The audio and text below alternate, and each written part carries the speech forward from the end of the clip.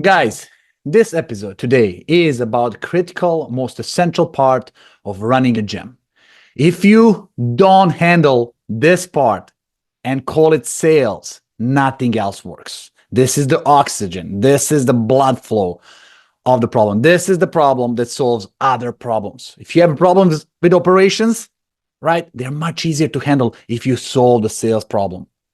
Trust me on this. You have to become a master of sales, and today's episode is all about this. Welcome to Top Rated Gym, the podcast that helps ambitious gym owners build profitable and sustainable fitness businesses. I'm your host, Andrej Svijovic, and with every episode, we deliver actionable insights, expert advice, and success stories to help you grow your membership, streamline your operations, and achieve financial stability. Let's get started. Today, we have a pleasure of speaking with Dave Poston, president of Soldier Fit.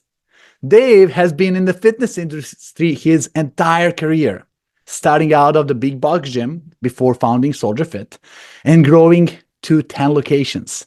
Soldier Fit began as a small outdoor boot camp and has since exploded to a franchise model providing structured, consistent fitness experiences both in person and through mobile options. Dave is here today to share his expertise on growth strategies and sales tactics that have helped him build Soldier Fit so successful. Dave, welcome to the show. Good to be here. That was a heck of an introduction, Andre. I appreciate it. Yeah, I'm excited. This is actually one of my favorite topics to talk about, and you hit it on the head, right? Doesn't matter how good at retaining members are, doesn't matter how good at training members you are. If you have no members, you have no business. So sales is always the start. It is a building block. I remember 11 years ago when I started my company, I started selling product before the product was even built. When you open a franchise, you got to sell it before you even deliver the experience. This is the basic skills. And I know last time we spoke, man, you start throwing things out. Like you are not only in sales, you understand the whole funnel.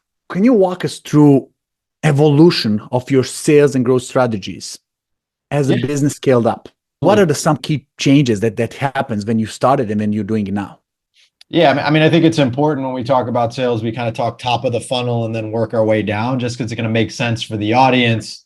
And it always starts with lead generation, right? If you're not generating leads, again, there's no people to sign up. And I always talk about leads being separated into two different things. You have organic leads and then paid leads. Right? Organic leads fall into a bunch of different buckets, right? The most important buckets is referrals. So you have to have a good referral strategy. And I can break that down in a minute. The next one is partners and affiliates, right? Now I'll connect this also with events and corporate memberships and everything like that, which is the second buckets. And then social media, right? Most gyms are doing paid leads on social media, but they're not doing the best job organically generating leads and then also nurturing those leads, which we can talk about in a little bit. And I think the most important thing as far as lead generation, we shouldn't talk about paid leads because most of the time you're utilizing maybe a marketing team and it's somewhat set and forget it. But the biggest bucket of all lead generations is going to be referrals. So really there's two strategies, referrals that I teach. One is point of sale referrals. So we always say 1 equals 2. So one member always equals 2 referrals. So if you're not implementing a point of sale referral strategy, you need to implement that immediately tomorrow. And what I mean by this is when someone comes through the door, you take them through the sales process. Once you're done getting them enrolled, you need to then ask them for referrals. And there's a bunch of different strategies that you can do this, right? You're not going to turn around and say, hey, Andre, welcome to my gym. Give me a bunch of names. But the bottom line is like referrals, at least in the mindset of the salesperson, are not for the business. It's for you as a client. We always pitch it as like building your support system, right? So we know that our members are 60 to 80% more successful when they have friends and family to work out with. So what not better than to create a VIP Battle Buddy program where on sale, you can add up to maybe 6 names that can go on this list. And then there's extra benefits and incentives for those people that you put down on that list. And then maybe we give you some sort of kickback as the member. Maybe you get a discount. Maybe you get $50 for every person that comes in. And then that's your incentive to then bring those people. So that's step number one. And the important thing is and you can shut me up whenever you want. But And the you know important what? thing Before is, we go to step number yeah, 2, can we stay here for a second? I just want to reinforce what you said. A lot of people talk about referral program, and you're the only one who said something different today. And it's not about you, it's not about business, it's about them. So you're asking for referrals. Of course, it's going to help you get more sales and revenue, but you're positioning it so it's for them. It's a support system. The mindset that I'm asking you for a referral so you can become a more successful in my gym by bringing you buddies and supporting you create your own community within my community, it's the key. Did I get this right? absolutely. And it's actually important for two reasons. One, as a business owner, it's easy, but most business owners who want to evolve and open up multiple locations and scale, they need to build a team. And it's more important for the psyche of salespeople to understand that this is for the benefit of the member, not for the benefit of them. Because a lot of times salespeople won't ask for referrals because they feel like they're asking them for something else after they've already sold them, asking for more. So if you reframe it, again, this is a benefit for the individual. And if you're not presenting the individual the opportunity to build their support system, you're doing them a disservice. Wow. So you have moral obligation to literally help them achieve results. And part of achieving results is helping them build this support system around them by bringing their friends, family, colleagues, co-workers, somebody to be part of the cool buddy system and referrals. Yep. It's such a mindset shift. It's look, I'm not doing it for myself. I'm doing it for you. Who do you have who is like-minded, who will go get it, that you can come here and work out, or even challenge yourself, compete with, gamify experience, or just go together to the gym? Absolutely. And can I touch on a couple things on this? Please. These are super important. So in order to set this, I mean, really, you just need some sort of sheet of paper with headlines on it, maybe some benefits, and then a list of up to 6 names. You don't want to put infinite amount of names. Like, you want to make sure that you have a cap on this. And it's very important that when you go over this, you're not asking them if they know anyone. You're essentially guiding them to put down people. And then this is the important key. When I ask you to put down the names of up to 6 friends and family, I'm going to hand you over the sheet with a pen and paper, and then I'm going to exit the room. Okay? Because what this does is it separates yourself from them immediately, where they're not going to say, oh, well, I don't know anybody. You're exiting the room immediately. They're sitting there with the pen and the paper, and they're like, shoot, this guy expects me to have these names when I come back. So I might as well not get caught without doing my homework. And there's a bunch of different ways to do this. We do this by giving them a t-shirt upon signing up. So I just ask them immediately, what size t-shirt do you wear? And then I say, I'll be right back, grab your t-shirt, and I leave. And then I just wait. It doesn't sound obvious, but it's like it's part of the program. I'll leave you to it. Yes, absolutely. See, this is what I like about that. It's you don't only talk about theory, you have a practical examples how to execute this. And tell me, what's the feedback from the users? Like, how many names do they put on the list? What happens if somebody doesn't put a name? Or what kind of experiences do you expect? Yeah, great question. I mean, you're going to have people that they're not going to have names, right? Maybe they're new to the area. Maybe they're just more afraid to put down names. But again, if the salesperson's doing a good job building the rapport and the trust and the credibility, they're going to feel comfortable putting names. But we always say like 2 to 4 names is a good average. You might get 0 from one person, you might get 6 from another. So as long as you land in that 2 to 4 range. Now, I would say that that's our goal. But if you're a business getting 0 referrals, your goal might be 1 to 2, right? We have to kind of incrementally step our way up. You know what's also cool? When I was part of one organization, it was like an MLM organization 20 years ago. They had something called memory jogger because they wanted referrals. And they'll bring a sheet of 20 different industries. It's like, hey, who do you walk a dog with? Where do you go to get your haircut? Right? Who do you do this with? Like, who's your buddy for a tennis court? Right? Who do you spend weekend in kids? Who do you meet when you go to certain events? Like, they give you ideas like, oh my God, yeah, this person can do it. This person can do it. Or who do you have who is complaining about body weight or have to struggle with the diet or consistent talking about these things, but never really did anything. Like, helping them jog their memory, you're helping them bring referrals in place. Yep. And now you mentioned something about $50 gamification part, like you're rewarding them. Is that part of every referral program? Like, how do you do that? Yeah, I would definitely create some sort of incentive for the member to bring somebody in, and I would create some sort of urgency or timeline. Maybe they only get a certain amount of, maybe it needs to be done within the first 30 days of their program, whatever it might be. Because remember, the person is most excited and most bought in on day one. Okay. So you want to make sure you give them that timeline to bring somebody in. And if you know that they're going to be more successful, why not make sure that they bring somebody in sooner than later? But yes, I would always give some sort of, it doesn't need to be a monetary number, could be something tangible, maybe a gift. But if you think about it this way, and I won't dive in too much, but if you think about like cost per lead or acquisition cost, right? Like if you're a gym with a $200 cost to acquire a client, and you have someone sitting in front of you and you can pay them $100 for everybody that comes in, you've just cut your CAC in half. So why not?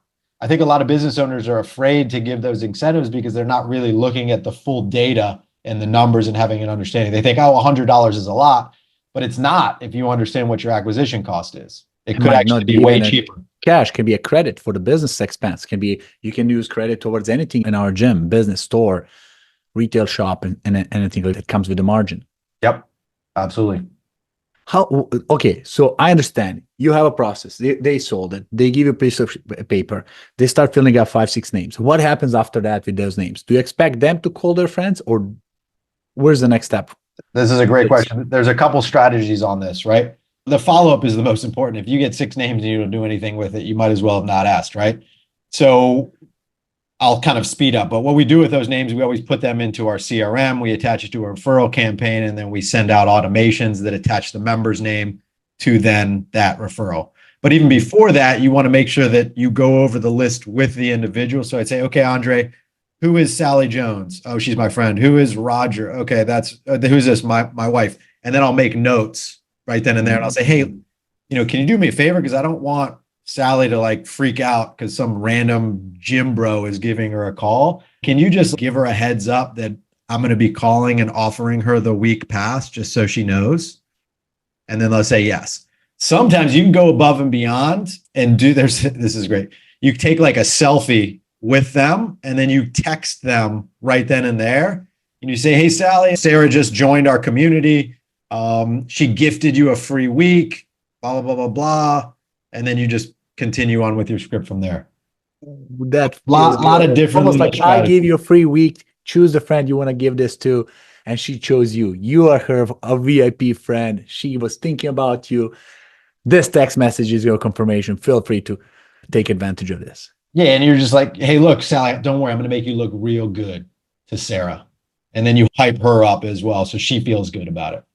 I mean, instant action, and people don't mind that. Turning around, taking selfies, let's memorize the moment, boom. And you can even make a 3-way message. Like I'm sending your friend Sally, it's coming from me, boom, it's coming into the process. And you have continuous easy way conversation. Later on, you drop the person who's referring from the conversation so you don't spam them with the messaging, but whoa. Yep. So this cannot be better, man. I like the way that you're making it so easy. This is totally different approach. Hopefully everybody can get it. Listening to this, it's not about you, it's about them, helping them. So there's no mindset about blocking me why I'm doing it. Purpose is clear. Outcome is helping these guys. Plus 6 referrals, $300, that pays some of the fees for the membership. Yep. Or increase retention. Yeah, it's a must. I mean, any gym or studio needs to have some sort of point of sale referral campaign. Wow. Okay, so this is referrals. I cut you off and you says, and the second thing, I didn't want to forget. So yeah, that's okay. Well, so you have point of sale referrals, and then you have additional referrals. So this could be something like a refer and receive campaign that you're offering to existing members, right? So you have 2 pools. You have new people that just sign up, and then you have your existing population that you don't want to forget about as well. So there's a bunch of different referral plays. One of them is what we call refer and receive, right? You buy maybe like a grill or something big that you post up in front of your facility with balloons and a sign. And then there's a fishbowl with tickets. And then you have different ways that members can earn tickets. If they bring somebody in for a free trial class, they get 5 tickets. If that person joins, they get 10 tickets. You can even stack on reviews, right? If you want to get more Google reviews, you could say, for every Google review that you do, you get 2 tickets. Facebook review, 2 tickets. And so then it's a generation Increasing of their both likelihood referrals to as win well as whatever prize is. correct. Yep. And so this is what you call a refer and receive play, right? And you just have the list all up front. And then the key is people are filling out these lists. You don't want to take those lists and put them into the office because you want to create mob mentality. People want to do what other people are doing. So you take these full lists and you leave them on the table. That way members are walking by and they're like, oh, lots of people are filling this out. I should probably do it as Social well. proof. You don't want an empty fishbowl with 0 tickets. You want to make sure that there's tickets in there because people now think it's the cool thing or the thing to do. Oh, I love this thing. How often do you recommend people doing this second choice, doing referrals for existing membership? Not A great question. You don't want to overdo it, right? I'd say quarterly would be a good spot. Maybe, twice a year. If you're not doing any at the moment, just adding something in every 6 months. We try to do it on a quarterly. And I recommend we have an people doing event a challenge. calendar that we create this and build it into as well. You can call it referral challenge, bring a friend challenge, something. People like word challenge because they know it's one time, it's deadline, it has a start and the end, and there's a prize to it, right? Yep. We are all competitive creature. You put a leaderboard on it, you start measuring, you start putting people names and then when you get it, celebrate.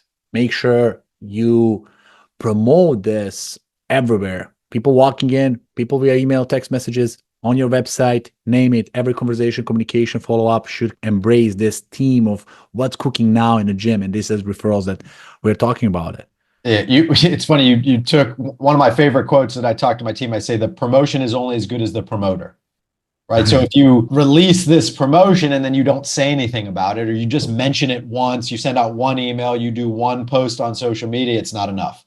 You have to constantly be promoting and pushing this thing over and over again. Like we have 10 locations, and I can tell you the locations that crush in these promotions and the ones that just do okay, it's the activity, the amount of activity and reps they are putting in and promotion of it. It's not the market. It's not the prize. It's the individual in the location that is talking about this and hyping it up. Think about the whole experience as well. You're collecting, you're taking the work, you're putting the names, you're initiating actions. But also you got to make it easy for them to talk to the people. Like educating what's in it for them. If I have something like a week off, I get a coupon, I get a voucher, I get a something. Even a text message show them, hey, pass this message to 5 people, 5 is your cap. If you give them unlimited, they'll lose appreciation. You give them limitation, they feel special. And then make it easier for your members to bring their friends and remind them. Think about this. I love the quote. See, when the YouTube started, I don't know if you know this, Dave, but back in the days before it got acquired by Google, YouTube and Vimeo were starting at the same time. YouTube took off, become billion-dollar acquisition by Google for one difference. If you compare the screenshots and interfaces, what they have, you would say these are the same platform copying each other. The only one difference is Vimeo had one share button. YouTube had 7. 7 different ways to share the same video and went viral. Think about Uber versus Lyft. Uber really annihilated the market, took the charge. Lyft started 2 years before Uber did. Not many people know that. But Uber did give a free ride, get a free ride. And you think like, oh my God, this is crazy nuts. I'm giving $25. No, it cost them probably $7 or $11 to get a ride to the driver. But they gain a person who's going to download the app, put a membership, put a credit cards on file, start using it, experiencing it, talking to the people about the experience. You pay for that experience. So referrals is not just a process. It's implementation and execution. You got to keep reminding, talking. In operations process, they said, you got to say it 7 times before people hear it first time. So in order for you to implement this, listening it today while you're driving it, it's not going to move a needle. You got to have to listen it again, share it with your employees, listen again, go sit down, document the process, take the notes. It's like, okay, I'm on it. Yeah. I mean, shit, I've owned Soldier Fit for 15 plus years. And there's people that I'm friends with on social media that have no clue what I do for a living. Like it's just an example. You cannot ever say something too much, especially on social media. The algorithm works so fast. You're in, you're out. So again, just a quick lesson, guys. One post from your social media site about a referral program just isn't going to do it. Yeah. Constantly reminding people, just like Andre said. I mean, think about this. You open app called American Express on your phone. That real estate of pixels that they have on the home screen, 20% of that is taken by refer a friend or refer a business. If American Express is putting emphasis that they're prioritizing on homepage as you open the app, refer a business, that's 20% of their total communication. You should think about that too. Like how often, how quickly, how many times you're going to remind somebody. There's no such a thing as over communicating.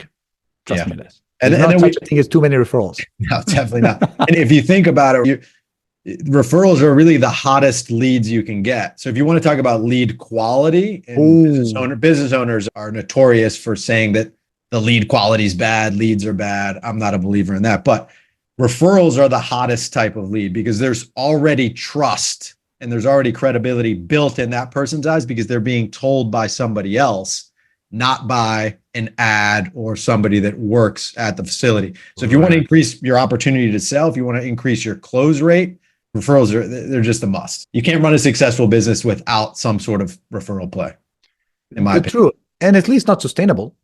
You know, you can buy yourself into the way, but you cannot stay there. And you have a process, you continue the process, it stays there. I like about credibility, it's double bounding. It's like you as a referee, first, you're not going to recommend somebody who's going to come and not show up or somebody who's going to damage your reputation. So we are always careful who we are recommending either for the job or as a client. Second, that person coming in also will treat your business with respect, knowing there's a friend who brought in. They'll not get embarrassed. We all have double personalities in different situations. They will leave that jerk personality somewhere else and act as a normal customer, respecting your business and policies. And they're not going to be surprised on your process because somebody already told them maybe about the process.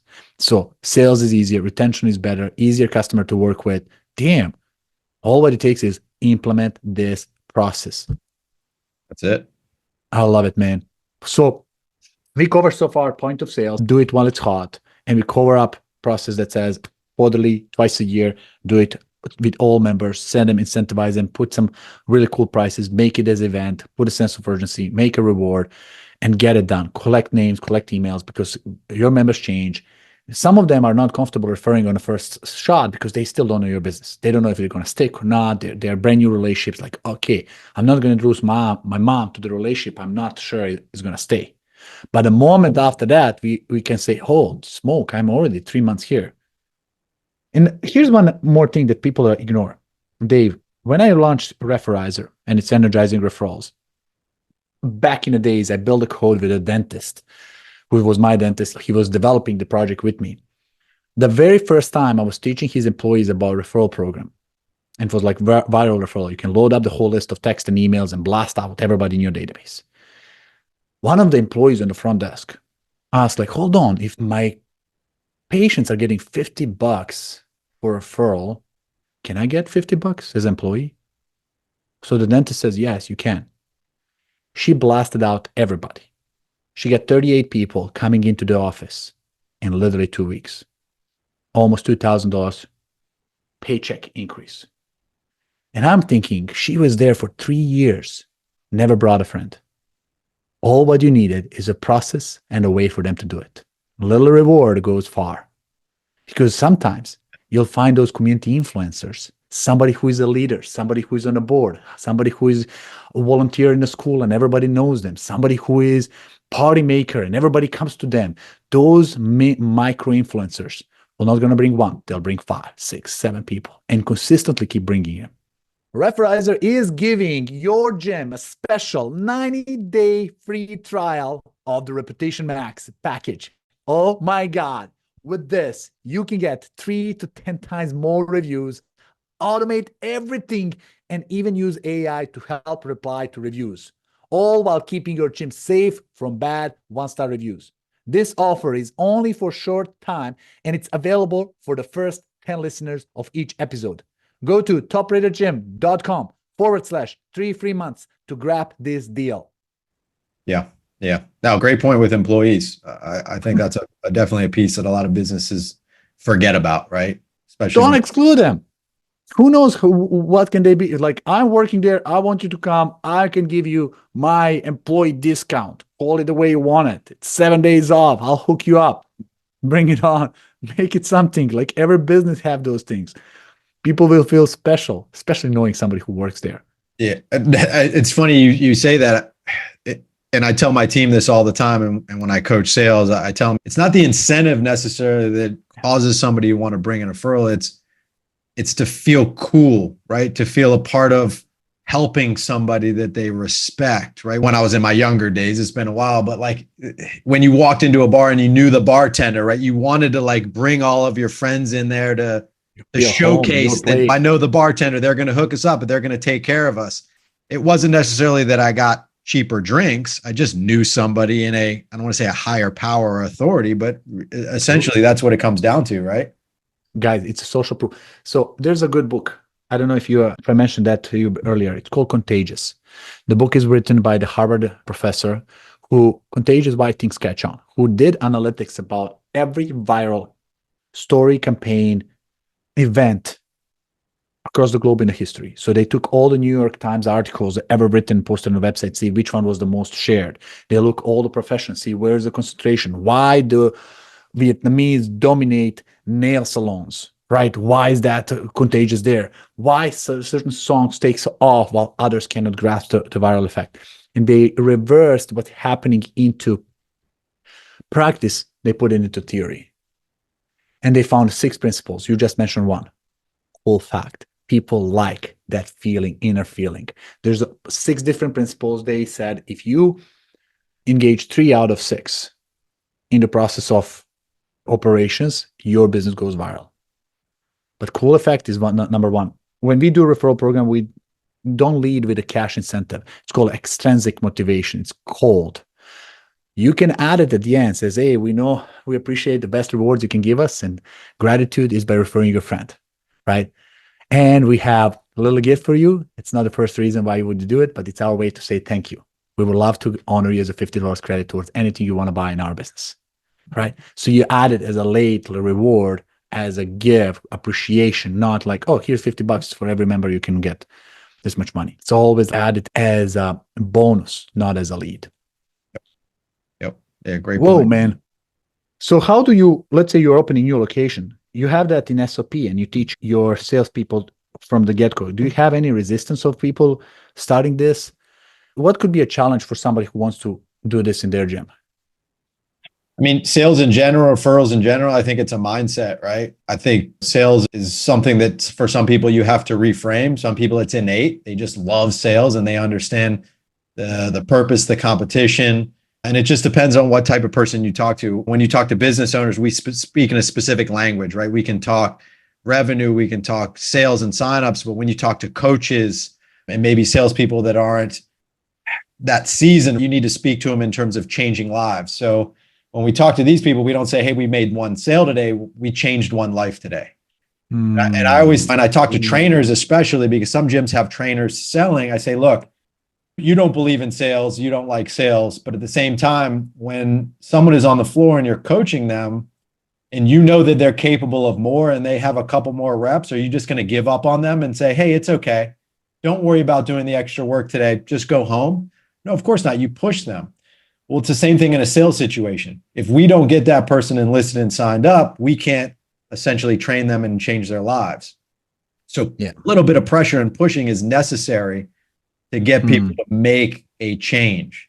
And it's not salesy. It's not like you're selling something that they don't need. If you truly believe and you're bought in the purpose and mission, and you know that we can help people, man, if you don't get someone involved in the program, again, you're doing them a disjustice because we're not worried about them going to a competitor. Most of the people that aren't signing up for our program are just doing nothing.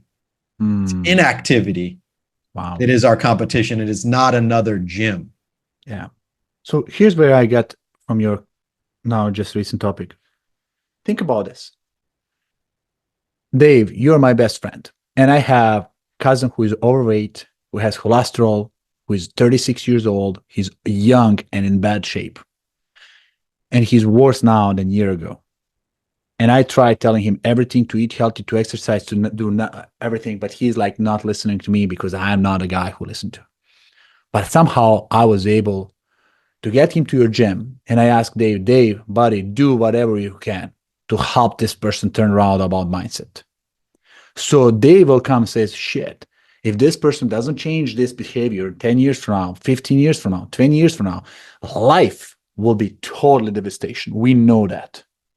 So from the moral perspective, they have friendly intent to do everything in his power to paint the picture of how important this thing is for this person. I will be grateful to Dave if he do whatever it takes to get him to work out or get him on a diet that's part of it or whatever. And then this person, no matter how he might resist at the beginning, will have a life-changing moment, changing direction. Now it's a changing destination in the future. We're not talking about tomorrow. We are talking about 5, 10 years. We are talking about energy, mindset, sickness, quality of the life, everything starts in a gym. That's why I love this industry, because it's an industry that really delivers longevity and quality of the life all around. So don't look at it, what sales and numbers on paper. Look at how much impact this person will have on their life. For me, workout is addiction. It's addiction that if I don't work out for a day, I can live by, but my performance for that day is low. If I don't work out for 2 weeks, I will feel it. If I don't work out for a month, by any chance, traveling, going across the globe, everybody will feel it. I'm a different person. Yeah. So we have moral responsibility to do our job so they can have a better life. 100%. And social proof is powerful. And a lot of gym owners utilize that to obtain more clients, but you also need to utilize it internally, right? If you have maybe a salesperson in a slump or a trainer that's a little unsure about sales, there's nothing more motivating than showing them the transformations that your gym is making. There's no better, more power than showing them the testimonials and the Google reviews to re-energize them and make them aware. If this person did not sign up and start our program, they would have never been able to reach this level. Like, we have an obligation and a responsibility to these people to get them started immediately to better their lives. I mean, think about it. They're already there in front of you. Why wouldn't they buy the membership? Like, it's our responsibility. We did something wrong. Tony Robbins said once, says, can you make people change if they don't want to change? Can you make somebody stop smoking if they don't want to stop smoking? It's a very philosophical question. It's hard. All what you need is more leverage, more pain associated to smoking than non-smoking. Painting the future, what the life will look like if things don't change. It's called Dickinson process. And increasing, amplifying that problem 5 years, 10 years, 15 years from now, what means on relationship, on finance, on a career, on energy, on the quality of the life, on the future, is really painting the picture about what's going to happen if I don't do something now. And I go by saying, listen, it's irrelevant if it's my gym or something else. I really believe you should do this. And by telling them, it's all about you. I'm here to help you with everything we do, and I care, but I just want to make sure you commit to this, regardless of how. Because the commitment is a problem, not location, usually. When the pain of staying the same is greater than the pain of change, people will make a decision to take that next step. 100%. We can dive in that in a little bit. But if we want to kind of continue down the funnel, which please, let's go ahead. Listen, I think for people who are listening to this, there's a lot more content here. We'll make a follow-up episode. I see that for sure. But let's continue down the funnel, please. Yeah, I mean, so obviously you have lead generation. We'll kind of dive right into like setting appointments, making phone calls and follow-ups and everything like that. But actually, before I do, I think it's important that people understand numbers and projections, because I think a lot of people, at least gym owners, they say, hey, I want to sign up 20 people. I want to sign up 30 people, but I don't quite know what goes into that. So every single day they're just doing activities. They're not sure what to do because they haven't set up their projections. So for every new salesperson, every new gym owner, we help kind of teach them how to build projection. We always start at the bottom. So for example, if you want your gym to sell 30 memberships, that's on the bottom. Okay. That means if you're closing, let's just say 50%. I wish I had a paper I could draw it. You'd have 30. If you close 50%, then how many people do you need to come through the door? You would need 60 people to come through the door. Okay. Yeah. Well, if you know that your show percentage, the amount of appointments that you set, let's say half of them are going to show, that means in order to get 60 people through the door, you need 120 appointments. Okay, now we're getting somewhere. Now we have a goal. I need 120 appointments a month in order to get 30 signups. But it can't just stop there, because how you get those appointments is super important. So if you know that, hey, look, for every 10 calls that I make, I set one appointment. Should say that's a pretty good ratio, 10 to 20 calls per appointment, just depending on how hot the leads are. That means you need to make about over 1,000 calls a month in order to sign up 30 people.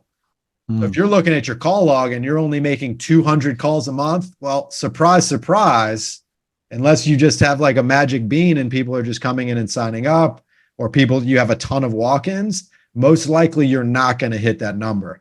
And over time, you can kind of dial in on this data as long as you're tracking them. If you have a certain amount of walk-ins, your average changes. But I would just start there. Start there with just setting up those projections to have an idea of like, if I need to make 1,000 calls and there's 30 days of calls, now I need to make X amount of calls every single day. And if I don't hit that number, there's no way that I'm going to sign up 30 people. Wow. So if I summarize, let's say 60 calls a day, 20 days, 1,200 calls. Half of them show up, one-tenth of them set appointment. So you'll get pretty much 120 appointments. Half of them show up, you have 60 people showing up. 50% closing ratio, you get yourself 30 members. Guys, if you're on 200 calls a day, you're getting 5 members if everything else is the same. So start with the top of the funnel. How many calls you're initiating on a daily basis. Don't wait till the end of the month to make up the numbers, because you will not. Yes. And I'm not saying 50% is good by any means. I'm just using that for quick math, for ease of calculation. Yes. Correct. And then as you get better with setting appointments and you start implementing some of these strategies that we're going to talk about in a minute, your show rate will be a lot higher. Your appointment set rate will be a lot higher, so forth and so on. Oh, okay. I'll comment, guys, here on this podcast. How many of you have these numbers dialed in on a daily basis? How many of you have process in place that you're tracking this? If you're not, now you know why you're not getting these memberships. Yeah. And then, so if we talk about that, right, you need to make calls, and most of the calls that you're making are coming from leads. One of the most important factors is speed to lead, right? You've probably heard this if you follow anyone with any bit of intelligence, right? The faster you call these leads back, the higher percentage you're going to get a hold of them, especially in today's day and age, right? Like 1 minute I'm doing one thing, the next minute I'm doing something. Like our attention spans are so much less than they were 5, 10, 15 years ago. So the minute that lead comes in, God, if you're not calling them back in the first 60 seconds to 3 minutes, there's a Stanford or Harvard study, you lose them by 80%, right? So if you want to increase your pickup rate and appointment rate, all you have to really do is just call people back in a timely fashion. And now with CRMs these days, like automated text messages and things like that, so at least they're getting text right away, but the phone call is more powerful than anything else. You have to pick up that phone and make the calls. Guys, you call them in 2 hours, they're interruption. They're already in your office working. They cannot. Boss is next by listening. You call them tomorrow, it's like a cold call. They have no clue. And if they submitted 3 leads to 3 different businesses, somebody already got them. Yes. It's a dead as the first man wins. And this also goes into, and I teach my guys to do the same day appointments. I think a lot of times when you're studios, you're always setting appointments for the next day or the day after, because if you're setting up for a trial class, you feel like they need a day to get ready and get dressed. But again, these people that are sending these leads in, they're not disciplined yet. They're fueled off of motivation. And we know that motivation is wavering. And so how motivated someone is today can be way different than how they are motivated tomorrow. So you want to catch them in their highest motivated state. So if you're not setting same day appointments, I would 100% implement that immediately. Get them in the same day while they're most excited. The show rate's going to be a lot higher, and your close rate's going to be a lot higher too. Because again, we've all set that appointment for the next day, even the day after. My car broke down, my kid got sick. Like, things happen, like real things happen. Most of the things that happen, they're just lying to you, obviously, because they're scared or procrastinated or they're not that excited. But again, we know how life is, right? Our day is different today than it is tomorrow. Time is not your friend. Leads have temperature, and they're cooling down every minute that passes. 2 days from now, they'll not even remember, even if it's in their calendar. So in our business, we do appointment as well for our own lead generations. We figured out 50% is increase in a booking and attendance if you collect. That's twice 50%. If you collect the cell phone and if you book it for the same day. Same lead, same quality, same network, same industry, same economy. Everything's the same. The difference is the process. There you go. You want more sales? Call them faster and set appointments quicker. That's it. So Super simple. pretty easy recipe right there. You know what I mean? And then when you're Exactly. making the calls, obviously you need to know what to say. So there's a couple things that you want to do when you're on a phone call, right? You want some sort of enthusiasm, some sort of excitement. The second thing is you want to bring some sort of value. Okay. Why is it valuable for Andre to come to my gym versus anything else? And three, there needs to be some sort of urgency. Why should Andre come today versus wait till tomorrow or the next day or so forth and so on? And you can build your value any different way, right? Maybe it's a trial session. Maybe if you're setting up a consultation and you have an in-body scan, which we do, we utilize that as value and we stack on even more. So here's an example. Again, this might talk to a select few of people, but I think it's important. We utilize an in-body scan on the first visit, take them through a scan, run through their numbers, and then we utilize that as kind of a sales tool. We used to call it an in-body scan. Hey, Andre, come in for your in-body scan because it's going to go over X, Y, Z. And I realized no one knows what an in-body scan is. So how is that creating value for Andre? And so I started talking to, and I said, hey, Andre, have you ever done a metabolic assessment? And you'd be like, no, what's that? I said, well, your metabolism is responsible for 70% of your daily calorie burn.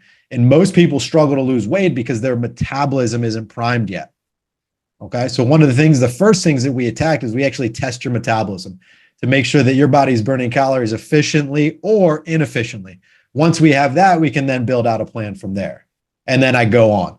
So there's surface level value and then there's deep level value. Again, you don't have to utilize metabolic assessment or any of those things. You can take a free trial class and build even deeper value onto it. Like whatever you are currently utilizing, I guarantee if you just dug a little bit deeper, you can create more value on the current things that you're already offering. Wow. You just referred to two people, Steve Jobs and Simon Sinek, who already talk benefits, not the features. In-body is a freaking feature that nobody knows about it. Like how many hard drives you can have, gigabytes you can have on your phone. Who cares? Benefit is your responsibility for a metabolic system to speed up your calorie burn. You're easier to accomplish results and so on. Like, oh, that means now I understand my body, right? iPhone started by how many pictures you could put on your device instead of how many gigabytes you have on a hard drive. Understanding what's value for me. This is the same thing. Go through the language and give to somebody who is third grade and ask them, which word do you not understand here? Because most of your members will not. Yep. Yeah. And it's like, what is this for me? Who cares about InBody? That's a company. Don't promote them. You need to promote your business. Yeah. And just something different, right? Andre alluded to it before, like 3 or 4 gyms are calling this one person. If they're all setting them up for a trial session, like how is your value any different? So you just need to make sure that you're, again, digging deeper into the surface. And then the next step is like when you want to set the appointment, a lot of times what people will do is they'll ask them, well, when are you available to come in? That's too general and wide of a question because the response is always going to be, well, I got to check my schedule. So you always want to give multiple choices and easy answers, either yes or no or A, B, and C. So it would go like, hey, Andre, what's better for you to come in? Are you a morning person, midday, or evening? This is an easy response for them. And then you would get that, and then you would just go to the next step of the appointment, right? Okay, I'm an evening person. Okay, so evening, like what's the earliest you can get in? Maybe 6 o'clock. Okay, let me double check. Andre, I know that this is probably something you don't want to wait. If I have an appointment open tonight, you'd be good to come in, right? Yeah, okay, great. Because I'm kind of leading you as like a yes. Okay, hold on one sec. Let me just double check to see what I have available. Again, you want to create mob mentality. You don't want to say, hey, you can come in at 4, 5, 6, 7, or 8, or 9, because then there's no value to that. And whenever I teach this, I always use Open Table. It's an app where I book my restaurants. I don't know if you ever heard of it. Sure. But if I go into Open Table and I'm looking for these different restaurants and I've never heard of them, and one restaurant sits here and it has a 3, 4, 5, 6, 7, or 8, and then there's another one with just a 6 o'clock and a 9 o'clock, I don't need to look any further. I'm booking the one at 6 o'clock because it must be good, right? Everyone's booking this. There's limited availability, right? I want to follow the crowd. They must know more than I do because I've never heard of this restaurant. So I'm going to click that one immediately. So just a lesson that you can bring into your gym with that as well. And so you'd say, okay, 6 o'clock's the earliest. And then I get back on and say, okay, Andre, let me just look. So it looks like Chelsea has a 5 already booked. Yep, she can squeeze in at 6:15. Does that work? Boom. Yeah, 6:15. Okay, great. And then I get you in, I lock it down, and then I need to solidify the appointment, right? I need to make sure that you're actually going to show up. So there's a couple strategies to do here. Okay, Andrea, I have you in at 6:15. I have your slot reserved. Barring like an earthquake or a tidal wave, you'll 100% be in, right? Yes, for sure. Okay, great. Well, I'm gonna go ahead and let the team know. I have all of your stuff. I'm gonna start building out your plan now.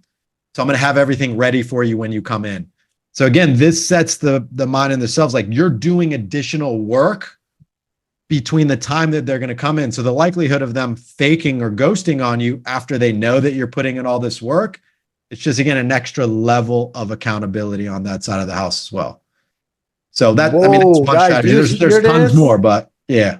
Whoa, because every little step counts. It's a chain. If you break one link, nothing works. Attendance, critical part. They feel moral obligation now to come to you as well because you did some homework. They don't want to ditch you for just that easy. People feel that it's a reciprocity. And they know there's going to be something valuable because you're building something for them. Correct. And giving them little homework to do, like, hey, Andre, in preparation, just make sure that, in the next 6 hours, just drink at least 2 cups of water. Can you make sure that you do that for me? Yes. Okay. So pre-commitments, right? Yeah, I can do that. Okay, great. And then if you need to have them come in earlier, you need to make that known. And you can't use passive language. A lot of, hey, come in 15 to 20 minutes before the session. That's passive language. That's not confidence. If you need to come in 20 minutes, you need to say, hey, you need to come in 20 minutes early. Here's why, X, Y, and Z, right? So there's, again, those micro commitments, very confident, non-passive language, super important for setting appointments. And then just letting them know what's going to happen next, right? Okay, Andre, you're going to get a text message. I'm going to send you all the details. There's going to be a quick video for you to watch. It'll only take a couple minutes. It's well worth it. And then if you can do me a favor, when you get that text message, can you just respond with the letter Y for me? Yes. Okay, great. That'll just confirm your appointment. So now what's also happening is, again, another commitment from Andre. Well, what it also does is it allows him to create like a response chain on your text message chain. So if you're a gym owner and you do automated text messages, you'll look at some of these people and you have no responses from anybody. Now I have one response from Andre, so most likely he's going to re-communicate over and over again throughout time because he's already responded one time. Whoa, whoa, whoa, whoa. I like it. I remember the instructions for TV spots when they're promoting items and they said, call us to order today. Our agents are waiting for your call, right? And that fact that in your subconscious thinking, everybody's waiting, nobody's calling, I'm not buying it. They change one line and multiply sales by 7 times. It says, call now. If the lines are busy, call again. Yep. Means everybody's on it. And then you got to try it. And then you call and the line is not busy. You feel lucky. You know what's funny? I can tell that you do this a lot. Did you see how, I don't know if you can watch this, but he has a big smile when he puts up the phone. You call it smiling and dialing, right? So anytime you're on sales calls, you need to exude that happiness. You need to exude that confidence. So you should always be smiling when you're on the phone, because believe it or not, it does translate into how you say things, tone, and they do receive it on the other end. Smile and dial, huge. Credit card intake is another important thing that a lot of gyms miss. Just like if you're booking a hotel or a hair appointment, another thing that to implement if you want to increase your show rate is just getting a credit card on file to reserve the appointment. So you're collecting credit card on file before they even come in. How do you do that? So it's just simple like asking. You could just call your local hotel and they'll ask you for a credit card. Like the less of a deal you make it, the easier it's going to be, right? Hey, Andre, just to finalize the reservation, I just need to have a card on file. Do you want to use Visa, American Express, or MasterCard? Yeah, simple. Like the more you over talk it, like if you're like, hey, Andre, we need a card on file, but we're not going to charge you. And it's only to reserve your spot. It's like, whoa, whoa, whoa, whoa, why are you making such a big deal about this? I feel a little weird giving you my credit card. But if you just ask it very simple and confident, it's all part of the process. I think people overthink things and try to over-explain things, which ends up hurting them. I mean, you could talk yourself out of a sale on the phone and in person very, very easily. Very easily. And remember, shutting up is as important as speaking right words. After you ask for action, for commitment, for any information, you got to zip it. Person who speaks first loses. Always is. All day, every day. Yeah. They might be opening a wallet and looking for the card, and you think, oh my God, should I just keep selling it? And it might take them 60 seconds to pull the card, and you might try to fill up the gap with the information, like, you know what? And it's just so we can, save your spot. There's no charge, just give them a time. Yeah. Yeah. And answer the question if the question comes back. Don't fill up the freaking gaps. That's right. And then we always talk about the fortune is the follow-up. I'm sure the sales statistics. People listening probably know this, right? 80% of sales are made on the 5th to 12th contact, but only 10% of salespeople make 3 or more contacts. That means in order to be in the top 10% of salespeople, you just need to call people 5 to 12 times. Yes. You can take everything we taught and throw it out the window and just pick up the phone and call more than someone else, and you're in the top 10% automatically. Guys, you saw it. 10% is your conversion calls. That means out of 10 attempts, you get them once. Call them until they say no with a certainty they don't need you or they get another gem. But don't give them a no by stopping calling them. Think about this. Go back to your cousin who needs help, and you're there morally obligated to call them and change their life. Think about how much would you do to help somebody and help you, help your business, help everybody around. Everybody's connected. Yep. And there's a double dial. You can always use double dial. That's a strategy, right? You call yes. Once they don't pick up, you hang up, you call them again, right? Because most likely they're not picking up because they don't recognize the number. And when then they pick up, you just kind of apologize. Oh, I'm sorry, Andre. It's Dave from Soldier Fit. I was actually getting ready to leave a message. But while I have you on the phone, boom. And then you just continue on with your thing. And then everybody has so many spam calls. Oh yeah. Rarely they ever come twice. I have deal with my wife as well. Says, babe, if I'm in a meeting, call me. But if I don't pick it up, if it's urgent, call me again. I'll stop the meeting and I'll answer the phone call. And you might have 10% of people that get pissed off at that. Cool. But guess what? You have 90% of people that don't. So don't play to the lower amount. This is what I tell my salespeople all the time. They freak out with the minimum instead of the maximum, right? The minority instead of the majority. So they get this person that says, hey, you call me way too much. And then they're like, oh, maybe I'm calling way too much. I should stop. But they forget about all the other people that thank them for calling and keeping in touch with them. So again, don't let one person derail you, right? Play to the majority on all things. I tell my team, because I love sales, as you guys can see it, says there's only 9 nasty, bad people in the world that's going to mess up your day. The only fact is they move a lot and we all get a chance to meet them. So if you get that nasty experience, it's just 1 of 9 and that's it. She says, checked off. Where's the other 8? Let's move on. Yeah.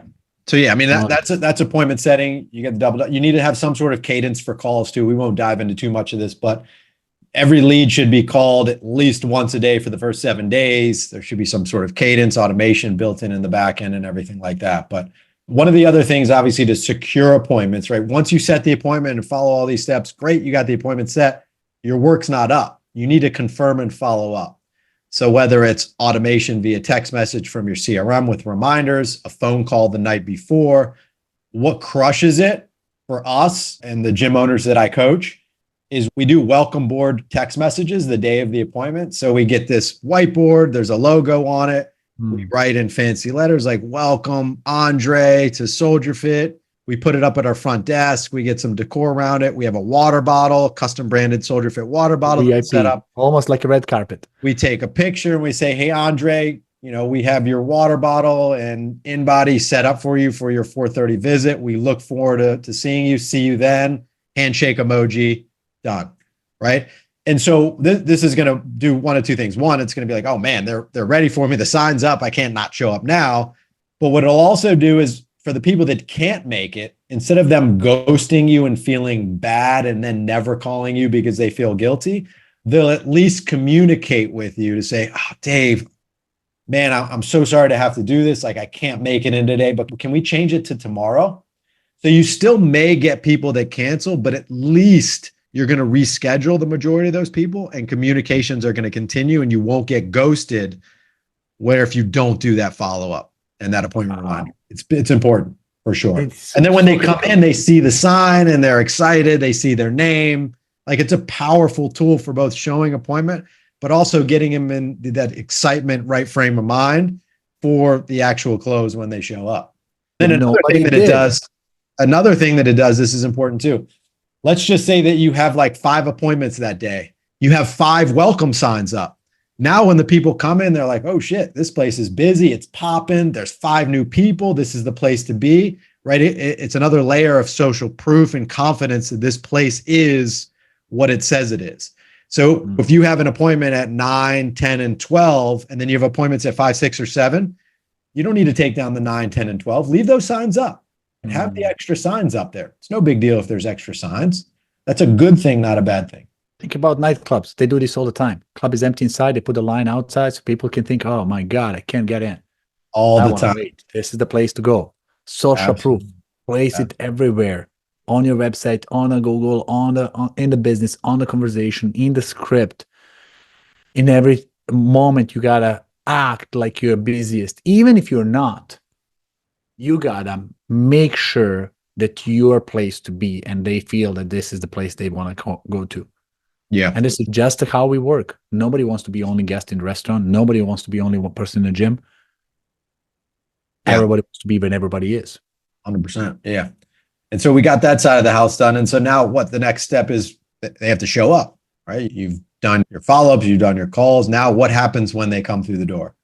Well, so the first step is you need to make sure that you have a checklist built out for you and your team. So there should be boxes of exactly what the person's experience is going to be when they come in.